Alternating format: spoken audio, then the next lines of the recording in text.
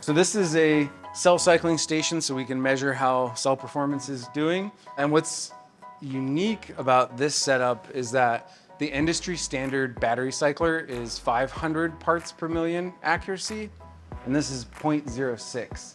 Yep. So that's 8,333 times more accurate. And why is that useful? The beauty of having extreme accuracy on cycles like that is in a limited amount of cycles, we're able to determine cell capacity changing. And with a machine like this, we're able to see individual cycle by cycle decay rates. And the beauty of being able to see decay at such a high resolution is this margin of decay we've seen over this many cycles is not much different from its own error bounds. So the beauty of having very high precision cycling gives you an advantage there.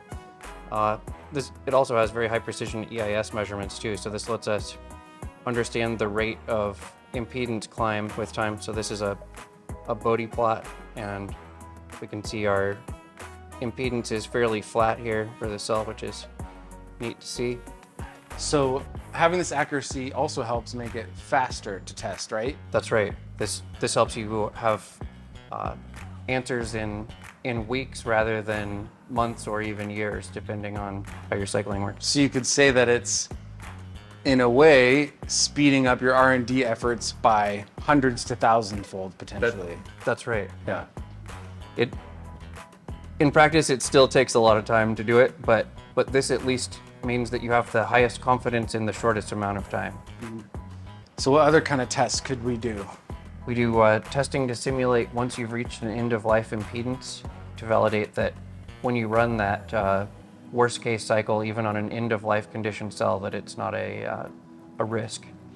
So you do it harder Yes. than you normally would to anticipate what it's going to be like when the cell is worse. That's right. I think we can disconnect that at the top there. The white connector, it comes out. It's free. Okay. You want to turn it? Carefully lift this away without having anything short against the back.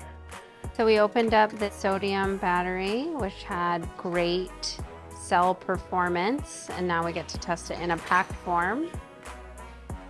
We have evolved from very tiny coin cells to pouch cells, to cylindricals, to big cylindricals. Those are the type of battery. This is like the format for your battery cell. Now to prismatics, and prismatics have been a giant pain in the ass and problem. All of these sizes just mean bigger and more power, because the bigger we can have the battery, the easier it is to build large power grids. This isn't even that big. If you wanted a megawatt, you'd have a lot more batteries. So if you had a ton of tiny batteries, it would be insane engineering to make it. So this is a big breakthrough for us. We've made packs before and had issues in all the pieces, but we fixed all that, but the cells weren't working well enough and weren't at quality. Now we have the best dang cell performance we've ever had, and we need to find out, are all of them going to perform the same? We're waiting on equipment to test them individually to make sure, like if I put 10 of these cells, will they perform the same as our test right now for the one cell? But another way to figure that out is to just test 16 of these. This should be 16. Yep, 16 of these running together.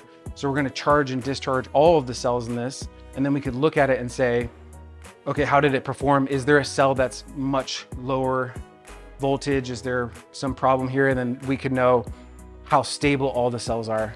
So right now it's less about all the pieces because we've already figured all this out, and we actually have an entirely different BMS, and the BMS just controls the factors for which you charge. How much do you let it, like you can think of it like a bucket with water. How much of the water are you letting it fill, and how much are you pouring out? And it also monitors to check temperature of all the cells, and so that if one of them's having a problem, it might not let that cell be part of the grid anymore, or just report back information.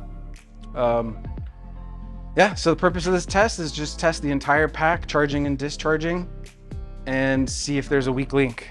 So it's kind of a very efficient way to test 16 cells.